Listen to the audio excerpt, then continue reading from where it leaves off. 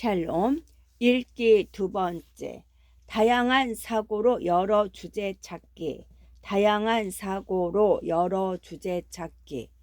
장편 동화나 연작 동화와 같이 긴 이야기는 주제가 여러 개일 수 있어요. 사람에 따라 감동을 받은 부분이나 중요하게 생각하는 부분이 다를 수 있기 때문이지요.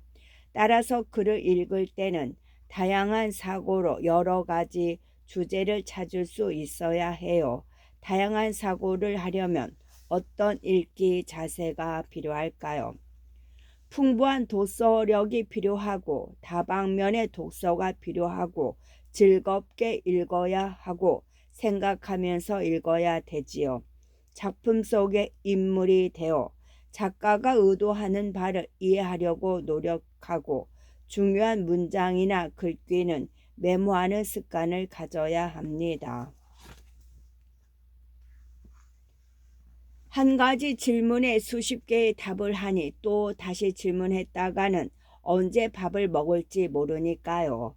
그러나 이번에도 깨동이란 복병이 있었어요. 밥을 먹고 방에 들어가 보니 어느새 깨동이가 흥부와 놀부에 대해 다양한 주제를 정리해 놓고 기다리고 있는 거죠. 내가 곰곰이 생각해 봤는데 동물 보호가 주제일 수도 있겠어. 제비를 잘 보살핀 흥부는 부자가 되고 다리를 부러뜨린 놀부는 벌을 받았으니까 듣고 보니 그럴듯했어요. 또 평등하게 살자도 될 것 같은데 한 마을에 살면서 어떤 사람은 가난하고 어떤 사람은 잘 사는 것도 문제잖아. 깨동이에게 이런저런 이야기를 들으며 동환이는 앞으로는 자신도 열심히 독서를 해야겠다는 생각이 들었어요. 잘못하다가는 도깨비에게 배우게 생겼으니까요. 꼭꼭 숨은 중심 생각을 찾아라. 꼭꼭 숨은 중심 생각을 찾아라.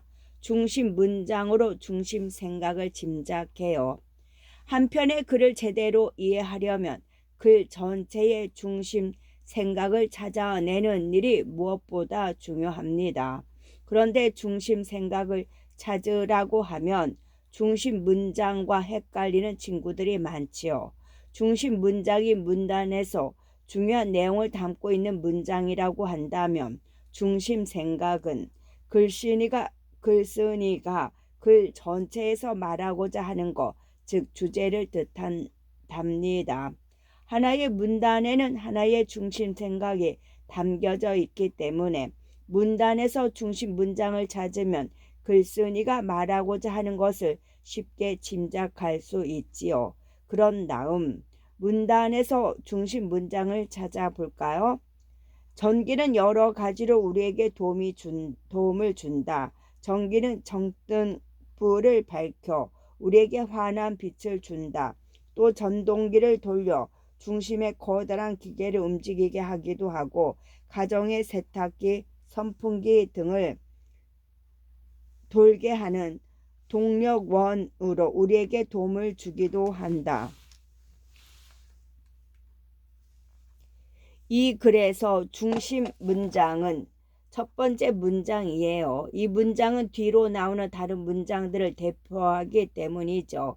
나머지 문장들은 중심 문장의 예를 들어 뒷받침하는 문장들이지요. 이렇게 문단에서 중심 문장을 찾아낼 수 있다면 이 중심 문장들을 한데 모아 글의 중심 생각이 무엇인지 떠올릴 수 있어요. 제목으로 중심 생각을 짐작해요. 제목으로 중심 생각을 짐작해요. 제목에서도 중심 생각을 알 수 있다면 정말 편리하겠죠. 설명이나 주장하는 글에서는 대부분 제목에서도 글쓴이의 중심 생각을 살짝 드러내고 있어요. 예를 들어 정기야 고마워. 옷차림이 바뀌었어요. 동일이 되면 무엇이 좋아질까요? 라는 제목의 글은 어떤 중심 생각을 담고 있을까요? 정기야 고마워에서는 글쓴이가 정기의 고마움을 알고 소중하게 사용하자고 말하고 있어요. 옷차림이 바뀌었어요에서는 옛날과 오늘날 사람들의 옷차림이 많이 바뀌었다는 것을 알려주고요. 통일이 되면 무엇이 좋아질까요?는 통일이 되면 우리에게 좋은 점이 많다는 것을 알려주지요. 제목만 살펴봐도 글쓴이가 하려는 말인 중심 생각을 짐작할 수 있답니다. 그림을 보고 중심 생각을 짐작해요.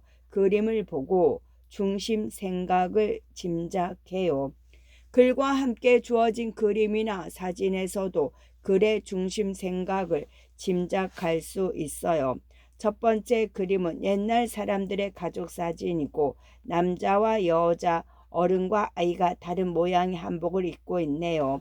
두 번째 그림은 오늘날의 가족 사진으로 가족 모두 일상복을 입고 있어요. 이제 두 사진의 차이점을 토대로 글쓴이가 왜 글을 쓰게 되었는지 생각해 볼까요? 맞아요. 바로 시대에 따라 옷차림이 바뀌었다는 것을 알려주기 위해 글을 썼다고 짐작할 수 있지요. 대왕 도깨비의 위기, 대왕 도깨비의 위기. 그 사이에 도깨비 나라는 난리가 났어요. 엉터리 판결로 도깨비 방망이를 망가뜨린 대왕 도깨비에 대해 도깨비들이 불만을 터뜨리기 시작했거든요. 자기가 대왕이면 다야 도깨비 방망이를 망가뜨리고도 모른 채 하고 도깨비들은 여기서 수군 저기서 수군 모였다 하면 대왕 도깨비를 욕했어요. 그도 그럴 것이 도깨비들에게 도깨비 방망이는 가장 소중한 것인데 그런 것을 망가뜨려 놓고도 아무 말이 없으니 도깨비들은 대왕 도깨비를 신뢰할 수 없다고 생각한 거지요. 방망이를 훔친 범인이나 찾았으면 내가 말을 안 해. 범인도 못 찾고 방망이만 망가뜨렸잖아. 이제 쟤들은 어떻게 하니? 도깨비들은 잔머리 도깨비와 콧방귀 도깨비를 볼 때마다 혀를 찼어요. 마치 죽을 죄라도 지은 듯 잔머리 도깨비는 예전처럼 나대지 않았고 콧방귀 도깨비도 콧방귀를 끼지 않고 어깨를 늘어뜨린 채 나다녔거든요. 도깨비들이 더욱 화가 난 것은 그런 두 도깨비에게 대왕 도깨비가 평생 그렇게 살라고 명령한 것이었어요. 대왕 잘못으로 방망이가 망가졌는데 왜 책임은 쟤들이 져야 한대?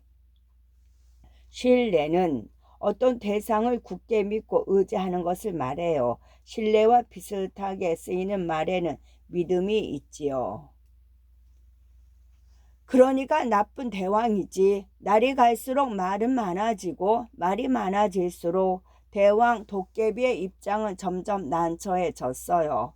아예 대왕 도깨비를 몰아내자는 말도 나왔어요. 저렇게 무책임하고 몰인정한 대왕은 필요 없어. 저런 대왕은 몰아내야 해. 감옥에 가둘 수도 있어. 그런 상황을 대왕 도깨비가 모를 리 없었어요. 이 일을 어쩐다. 대왕 도깨비는 하루하루가 가시방석 같았어요. 이제는 도깨비 나라도 예전 같지 않아 대왕 마음대로 할 수 있는 일이 많지 않았거든요. 이러다 정말 쫓겨나는 거 아니야? 생각만 해도 끔찍했어요. 만약 그렇게 된다면 도깨비 나라 역사상 최초로 쫓겨난 대왕 도깨비로 기록될 테니까요. 이게 다 깨동이 때문이야.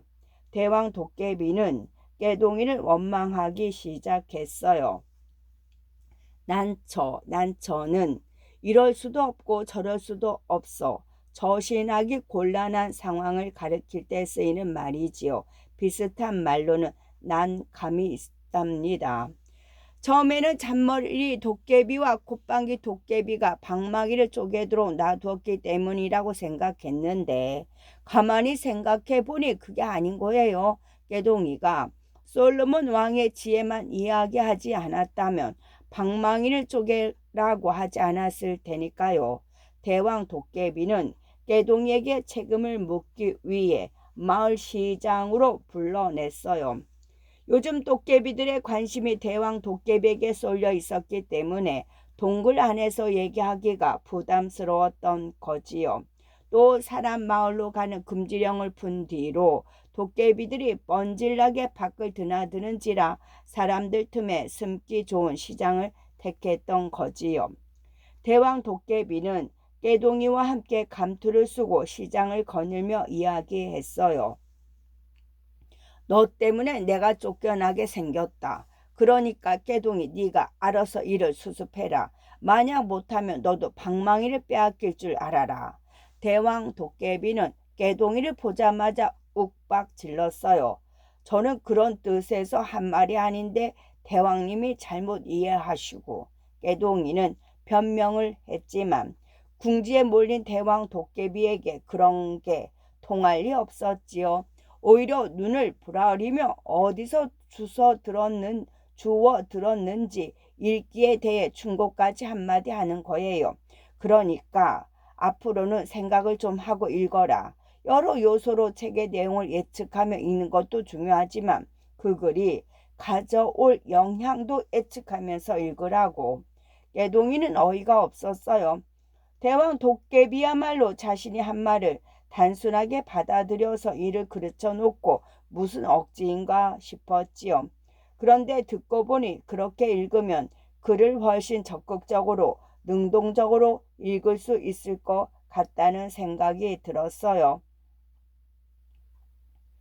그러려면 어느 정도 경험이나 배경 지식이 있어야 하는데 난 그런 게 없으니.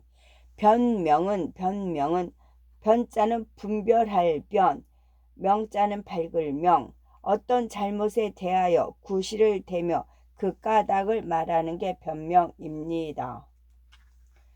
깨동이는 한숨을 쉬었어요. 저도 모르게 중얼거렸지요. 휴, 난 글에 나타난 정보도 제대로 파악하지 못할 때가 있는데다 글의 맥락을 찾지 못할 때도 많으니 이를 어쩌면 좋지. 대왕 도깨비가 중얼거리는 소리를 듣고 물었어요. 글의 맥락? 그게 뭐니? 아, 들으셨어요? 글의 맥락이란 글의 흐름이라는 뜻이죠. 예를 들어 잘한다라는 말은 칭찬하는 말로 쓰일 때도 있고 빈정거리는 말로 쓰일 때도 있어요. 또 손이 빠르다는 말은 말 그대로 손이 빠를 때를 말할 때를 말하는 경우가 있고 우리 몸의 손이 아닌 일을 빨리 한다라는 뜻으로 쓸 때가 있지요. 이처럼 같은 말이라도 상황에 따라 다르게 쓸 때가 있는데 본 뜻을 알려면 글의 흐름, 즉 글의 맥락 속에서 파악해야 하지요. 그렇군. 어쨌든 이번 일은 네가 수습해야 한다. 알겠느냐? 네. 어쩔 수 없이 대답한 깨동이는 대왕 도깨비와 헤어진 뒤 울상이 되어 동환이를 찾아갔어요. 그러나 동환이는 집에 없었어요. 아직 학교에서 돌아오지 않은 모양이었어요. 급한 마음에 깨동이는 학교로 찾아갔어요. 아니나 다를까 동환이는 운동장에서 야구를 하고 있었어요. 예측하며 읽기에 필요한 요소, 예측하며 읽기에 필요한 요소. 글을 예측하며 읽으면 능동적으로 책을 읽을 수 있어요. 예측하며 읽기 위해서는 어떤 요소가 필요할까요? 독자의 배경 지식이 필요합니다. 옛날엔 왕이 재판까지 다 했어. 독자의 경험. 뱀을 쫓겠구나. 긴 막대로 뱀을 쫓는 걸 본 적이 있어. 글에 나타난 정보. 제비가 뱅뱅 돌다 떠났다고? 언제 다시 돌아오겠네. 글의 맥락. 아, 글의 흐름을 보니 인과응보를 말하려나 보구나. 안타를 때려 점수를 내고 막 의자에 앉아 땀을 식히고 있을 때였지요. 동환아, 나 어떡해? 깨동이는 옆에 앉으며 다짜고짜 물었어요. 깜짝이야. 보이지도 않는 녀석이 그렇게 갑자기 말을 하면 어떡해? 깜짝 놀랐잖아. 그런데 왜 우는 소리야? 무슨 일이 있었어? 동환이가 주위를 살피며 물었어요. 깨동이는 도깨비 나라에서 있었던 일을 털어놓았어요. 그래서 이를 해결하지 못하면 도깨비 방망이를 빼앗겠대? 응. 대왕 도깨비는 한 번 한다면 하는 성격이거든. 그러면 안 되는데. 동환이는 깨동이보다 더 심각한 표정을 지었어요. 깨동이가 방망이를 뺏기면 더 이상 야구 클로브를 만들어주지 못할 테니까요. 우리 함께 해결 방법을 찾아보자. 어떻게? 일단 도서관에 가서 책을 좀 뒤져보자. 우리 엄마가 늘 그러셨거든. 책 속에 길이 있다고. 해결은 풀해자에다 결단할 결. 제기된 문제를 해명하거나 얽힌 일을 잘 처리하는 것이 해결입니다. 책 속에 이야기가 있는 게 아니라 길이 있다고? 그 이야기 속에 길이 있다는 말입니다. 도서관을 향해 달려가며 동안이가 대답했어요. 책 속에서 길 찾기, 책 속에서 길 찾기. 우와! 도서관에 들어서자마자 깨동이는 감탄을 했어요. 마치 책들의 봄을 참고 같았거든요. 그러나 막상 동안이는 난감했어요. 저 많은 책들 중 어디에 길이 있을까 싶었죠. 그때 저쪽에서 누군가 다가왔어요. 엄마가 평소에 입에 침이 마르도록 칭찬한 해주였지요. 네가 도서관에 웬일이니? 볼 일이 있어서 왔어. 동안이는 대충 대답하고 재빨리 책장 사이로 갔어요. 누구야? 깨동이가 귓속말로 물었어요. 해주라는 우리 반 앤데 제가 바로 내 책 천사야. 책을 3,000권이나 읽었다고 해서 별명이 3,000권이야. 쟤 때문에 애들이 엄마들한테 잔소리를 많이 듣지. 동환이가 책장을 둘러보며 설명했어요. 찾는 책 있어? 어느새 해주가 따라와 물었어요. 있긴 있는데 네가 상관할 바는 아니지. 왜 상관할 바가 아니야? 내가 네 책 천사인데. 천사 좋아하시네. 악마다 악마. 동환이는 콧방귀를 뀌었어요. 두고 보라고. 난 이번 기회에 널 반드시 우리 학교 도서계에 떠오르는 별로 만들 거니까. 예예 맘대로 하세요. 예예 맘대로 할 테니 귀찮다는 둥 잘난 척 한다는 둥 딴소리는 하지 마세요. 하지만 동환이는 해주의 말 장난을 받아쳐 주지도 않고 다음 책장 쪽으로 갔어요. 해주도 동환이가 무슨 책을 고르려고 하는지 유심히 살펴보며 따라갔지요. 글의 내용을 예측할 수 있는 요소들. 글의 내용을 예측할 수 있는 요소들.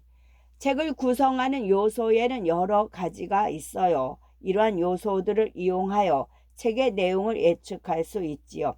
각 요소로 무엇을 예측할 수 있는지 알아보면 세종대왕에 대해 자세히 알고 싶어요 할 때 제목은 주제와 중심, 내용을 예측할 수 있지요. 학자들이 한글 창제를 반대한 이유가 여기 나왔군. 차례는 글의 구조와 각 정보의 위치를 예측할 수 있어요. 또한 글의 내용을 예측할 수 있는 사파가 있어요. 그림을 보니 태종이 세종에게 책을 읽지 못하게 하겠군. 도표, 글의 핵심 내용들을 예측할 수가 있어요. 세종대왕의 한평생이 한눈에 보이는군. 잠시 뒤 해주가 입을 열었어요. 어떤 책을 읽어야 할지 잘 모르겠으면 먼저 표지랑 제목이랑 차례랑 글쓴이만 보고 내용을 예측해봐. 동환이는 이번에도 해주의 말을 못 들은 척했지만 해주는 계속 따라오며 설명했어요. 예측하며 읽기를 하면 일단 책의 종류를 알 수 있거든. 동화책인지 위인전인지 잡지책인지 시집인지 또 내가 이미 아는 내용인지 알 수도 있고 대충 읽어도 되는 건지 꼼꼼하게 읽어야 하는 건지도 알 수 있단 말이야. 동환이는 그제야 솔직하게 멈춰 섰어요. 알았으니까 이제 그만 가보셔. 말은 그렇게 하면서도 동환이는 해주의 말을 슬쩍슬쩍 귀담아 듣고는 예측하며 읽어보았어요. 그런데 내용이 전혀 예측이 되지 않았어요. 이건 심사인당 위인전인데 차례를 보니 비단 치마에 그림을 그린 것부터 나오네. 이걸로 보아 글쓴이는 무엇부터 사임당의 재능을 알리고 싶었던 거야? 반면에 해주는 글을 읽기도 전에 제목과 차례만 보고도 글의 종류와 내용은 물론 글쓴이의 의도와 목적을 예측했어요.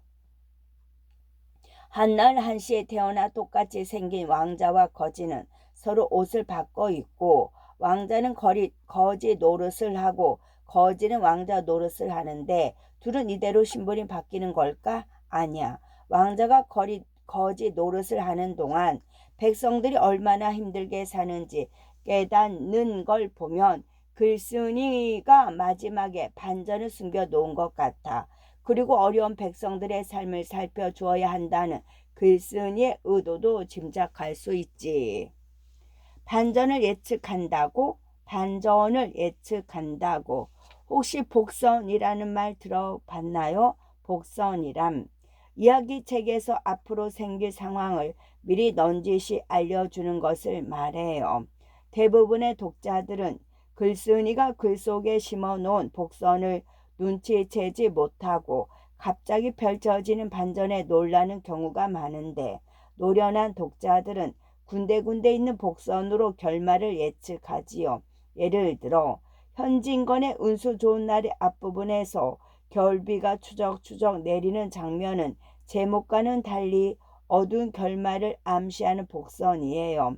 이와 같이 언뜻 보기에 복선은 단순한 사실이나 상황을 나타낸 것 같지만 꼼꼼히 따져 읽어보면 글의 결말을 예측할 수 있는 방향을 제시해 주어요. 또 읽고 난 뒤에는 새로이 글을 곱씹을 수 있는 여운을 남겨준답니다.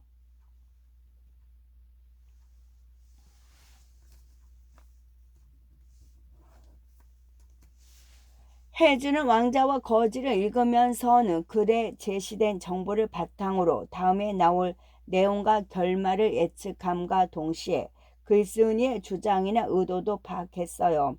동안이에게 예측하며 읽기 방법을 가르쳐 주려고 일부러 그런 거였지요. 그러나 동안이는 선뜻 이해할 수 없었어요.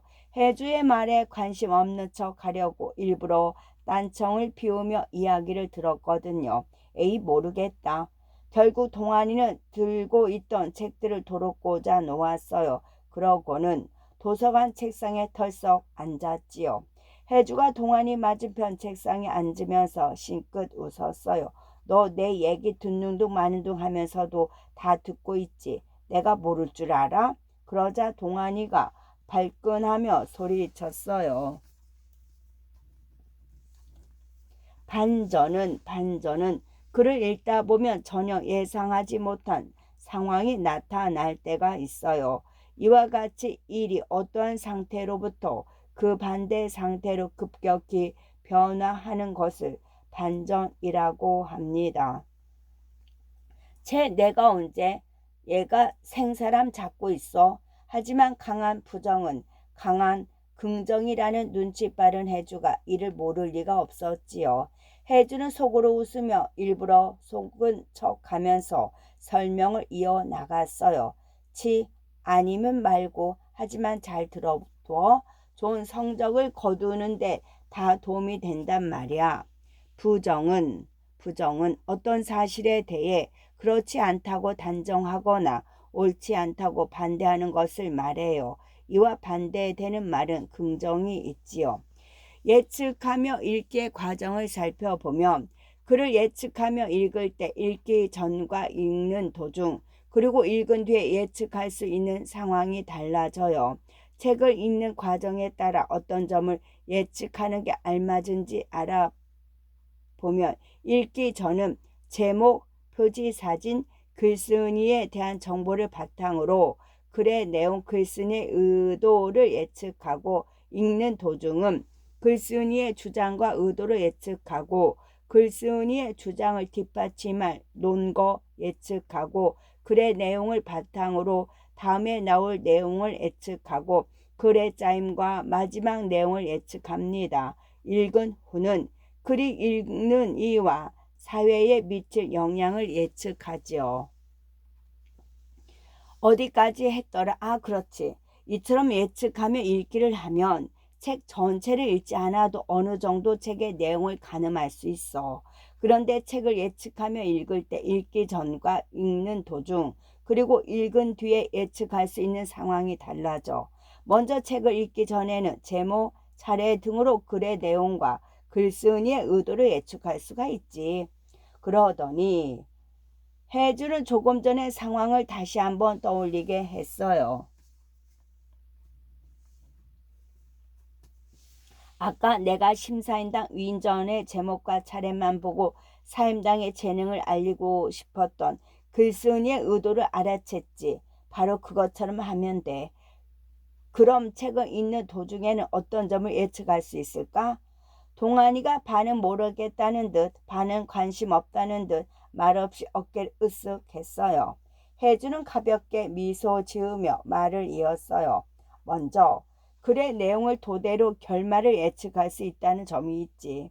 그러더니 혜주는 심사임당의 위인전을 폈어요. 여기 봐. 심사임당은 어릴 적부터 식물이나 곤충들을 관찰하듯 보았다고 했잖아. 이 내용으로 우리는 사임당이 얼마나 사실적으로 식물과 곤충을 그렸는지 예측할 수 있는 거야. 동안이는 저도 모르는 사이 저절로 고개가 끄덕거려졌어요. 해주의 말을 듣자마자 곧바로 5만 원짜리 지폐에 있는 사임당의 포도 그림이 떠오를 정도로 결말이 환하게 예측되었거든요. 또 책을 읽는 중에는 글의 구조를 예측하며 읽을 수 있어. 글의 구조란 글의 내용들이 연결되어 있는 방식을 말하는데 설명글을 예를 들어볼게. 혜주는 가방에서 공책 한 권을 꺼냈어요. 중요한 내용이나 궁금한 내용을 적어놓은 공책이라고 했어요. 그런데 혜주가 글을 읽어 내려가자 동안이는 끝내 속내를 숨기지 못하고 혜주의 이야기에 귀를 기울였어요. 글의 내용이 바로 동안이가 좋아하는 야구 이야기였거든요. 야구는 9명으로 이루어진 두 팀이 공격과 수비를 번갈아 하며 공을 사용하는 운동 경기이다. 수비 선수는 지키는 자리에 따라 투수, 포수, 일루수, 이루수, 삼루수, 유격수, 좌익수, 중견수, 우익수라고 하며 공격 측은 공을 치는 순서에 따라 한 명씩 공을 치도록 정해놓은 구역에 들어간다. 경기 전에 공을 치는 순서를 정리해 놓은 표가 제출되어야 하며 이후 공을 치는 순서는 바꿀 수 없다. 대신 경기 중 정해져 있는 타자를 대신하여 공을 치는 선수를 기용할 수 있다. 점수는 공격 측이 공을 치는 순서에 따라 상대 투수의 공을 치고 1, 2, 3루를 거쳐 홈으로 들어오면 1점을 얻는데 총 9회까지의 점수로 승패를 나눈다. 채 이걸 누가 몰라? 내용을 읽자마자 동안이가 한심한 듯 헛웃음을 쳤어요. 넌 야구를 잘하니까 그렇지. 하지만 나같이 야구를 모르는 사람들은 이런 설명글을 읽어야 경기가 어떻게 돌아가는지 알 수 있어. 너도 야구 좋아해? 아니, 하지만 네 책 천사를 하려면 좀 알아둬야 할 것 같아서 적어놨어. 어쨌든 설명문은 이것처럼 처음과 중간과 끝으로 구성되어 있는데 보통 처음 내용에서 중간에 어떤 내용이 나올지 예측할 수 있어. 그렇군. 동안이가 기분 좋은 얼굴로 고개를 끄덕였어요. 또 책을 읽는 중에는 글쓴이의 주장과 의도를 예측할 수 있어. 이번에는 또 해주는 공책에 적힌 걸 보며 설명했어요. 일본의 지진이 일어나 바닷물이 동쪽 해안을 덮쳤다. 이 사고로 원자력 발전소가 파괴되며 방사능이 유출됐다. 토양과 생태계가 심하게 오염되어 이 지역에는 사람이 살지 못하게 되었다. 이는 적자는 전력을 원자력으로 얻는 우리나라에 시사하는 바가 크다. 이건 주장하는 글인데 이런 글은 글쓴이의 주장과 의도가 잘 드러나 있어서 예측하며 읽기가 쉬워. 그래서 글쓴이가 주장하는 게 뭔데? 쉽다는 말에 동안이는 빈정거리듯 말했어요. 원자력 발전소는 위험하니까 대체 에너지로 전환하자는 거지. 위험하다는 근거는 뭔데? 위험하다는 논거는 뭔데? 말 잘했어. 책을 읽을 때는 주장을 뒷받침할 논거를 예측하며 읽을 수도 있거든. 논거는 주장이나 이론을 뒷받침하는 근거를 말해요.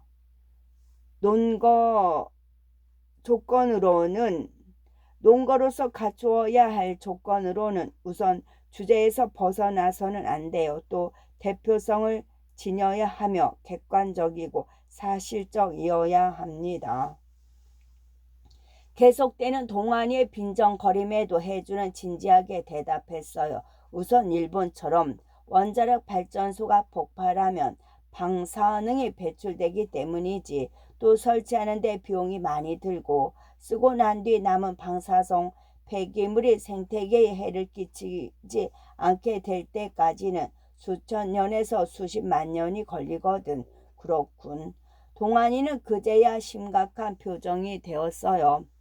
마지막으로 글을 다 읽은 다음에는 글이 사회에 미칠 효과를 예측할 수가 있어. 해주는 다시 공책을 넘겼어요.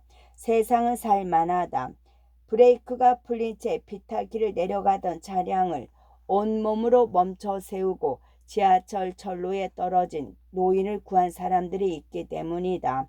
이런 사람들을 보면서 사람들은 살아갈 힘을 얻는 것이다. 이런 글을 읽으면 사람들 마음이 따뜻해지겠다. 이번에는 해주가 설명하기도 전에 동안이가 감동하여 말했어요. 거기에 해주가 덧붙였어요. 사람에 대한 믿음도 생길 테고 굳이 서로 돕고 살아라. 남을 위해 희생하라. 그러지 않아도 이런 글을 읽다 보면 저절로 그렇게 될 거야. 이게 사회에 미칠 효과를 예측하며 읽기야? 응. 이렇게 읽으니까 재미있지? 동안이는 대답 대신 고개를 끄덕였어요. 그 사이에 깨동이는 벌써 대왕 도깨비를 궁지에서 구해줄 책을 찾았어요. 해주의 설명을 들으며 예측하며 읽기로 이거다 싶은 책을 찾아낸 거지요. 바로 세종대왕이란 위인전이었어요.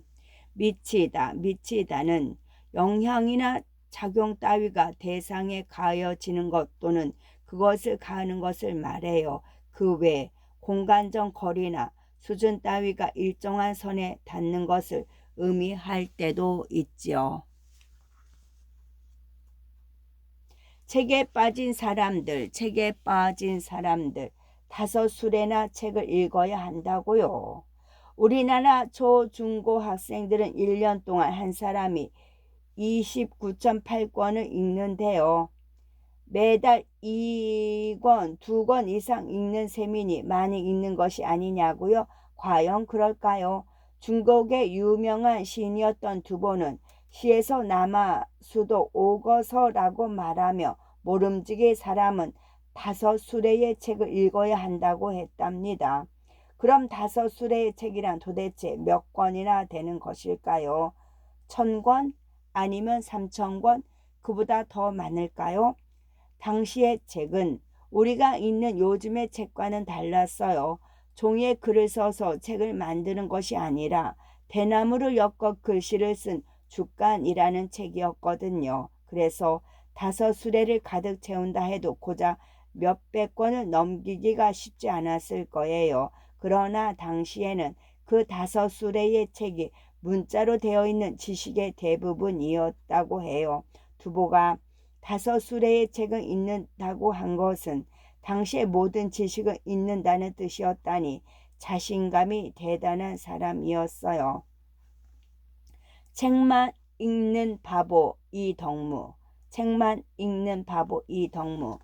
조선시대에는 간서치, 즉 책만 읽는 바보라고 스스로 부르던 사람이 있었어요. 그는 바로 조선시대 실학자였던 이덕무예요. 그는 책을 좋아했지만 가난해서 밤에 불을 밝힐 수 없었어요. 그래서 해가 뜨는 낮에만 책을 읽었는데 작은 방 안에서 동쪽에서 서쪽 방향으로 햇볕을 따라 책상을 옮겨가면서 책을 읽었어요. 어찌나 책을 좋아하는지 책을 읽으면 배고픔을 느끼지 못하고 기침할 때도 기침이 사라진다고 말할 정도였지요.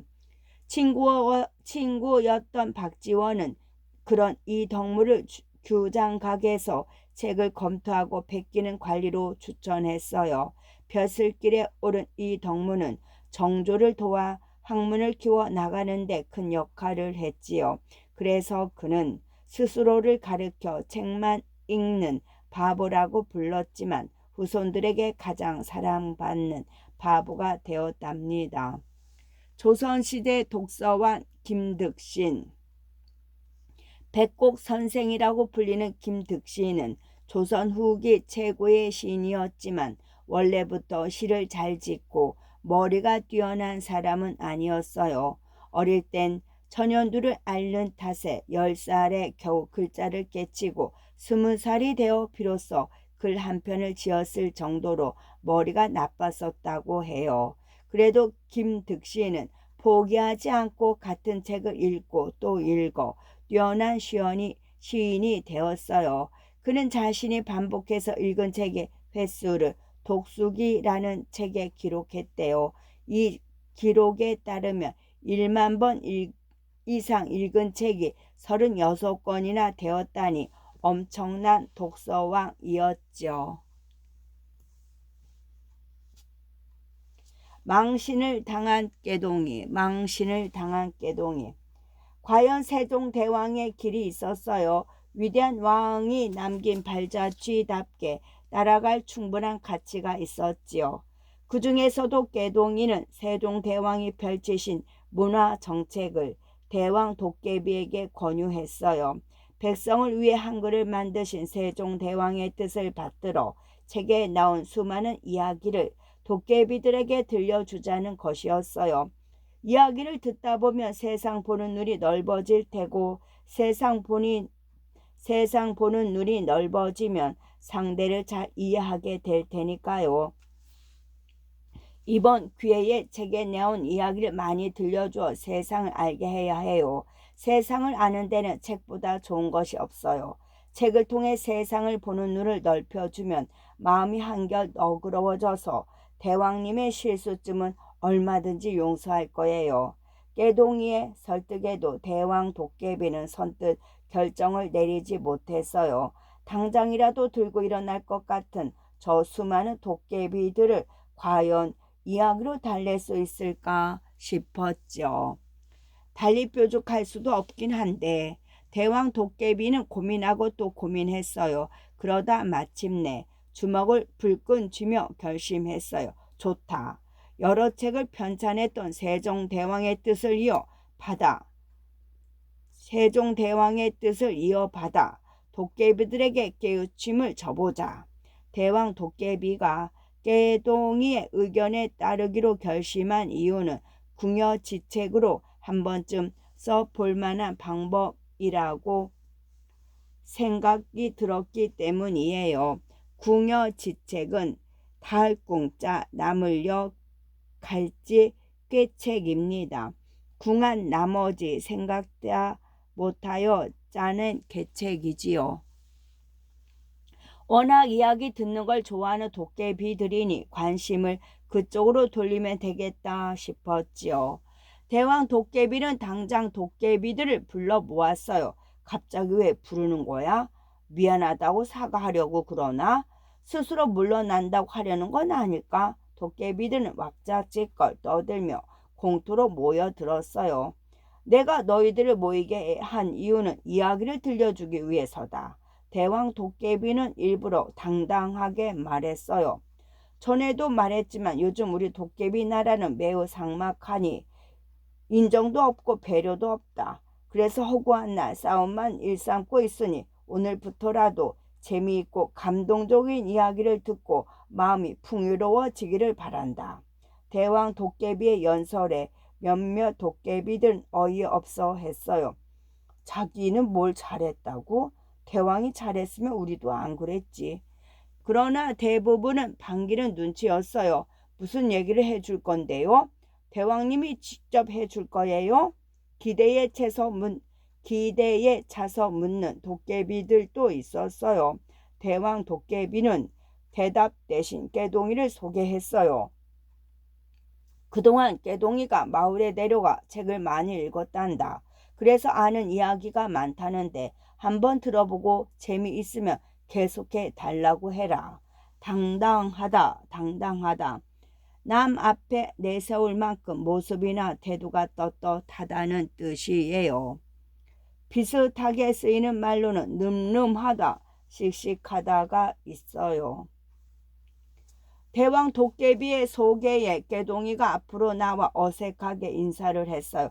안녕하세요. 제가 오늘 들려드릴 이야기는, 그러나 도깨비들은 깨동이가 이야기를 시작하기도 전에 일제히 불평을 터뜨렸어요. 제가 뭘 안다고? 머리에 피도 안 마르게? 그도 그럴 것이, 이야기는 할머니 할아버지에게 듣는 맛인데 어리디 어린 깨동이라니요.